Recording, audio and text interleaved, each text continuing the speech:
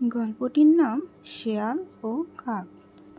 এক কাক দোকান থেকে এক টুকরা মাংস ছৌ মেরে নিয়ে উড়ে এসে একটা গাছের ডালে বসলো।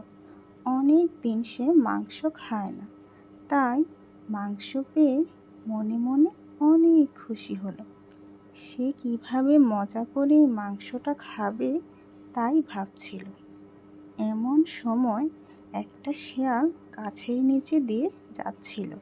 হঠাৎ উপরের দিকে তাকাতেই তার চোখ পড়ল কাকের মুখে থাকা মাংসের উপর। মাংস দেখে তার জিভে পানি চলে আসলো।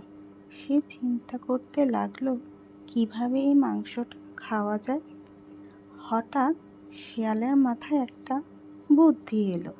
সে কাককে বলল, কাক ভাই, তুমি কত সুন্দর, কি সুন্দর মিচমিচে কালো রং তোমার গলার আওয়াজও খুব মিষ্টি। কতদিন ধরে তোমার মিষ্টি গলার কোনো গান শুনি না। কাক শিয়ালের প্রশংসা শুনে খুব খুশি হলো। আবার শিয়াল কাককে বলল, তোমার মধুর কণ্ঠের একটা গান আমায় শোনাও না ভাই। কাক শিয়ালের কথায় এতটাই খুশি হলো যে গলা ছেড়ে কা কা স্বরে গাইতে শুরু করলো।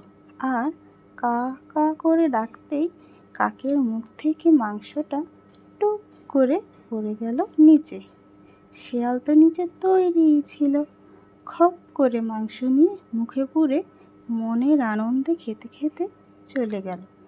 কাক এবার তার ভুল বুঝতে পারল, কিন্তু ততক্ষণে শিয়াল চলে গেছে অনেক দূরে।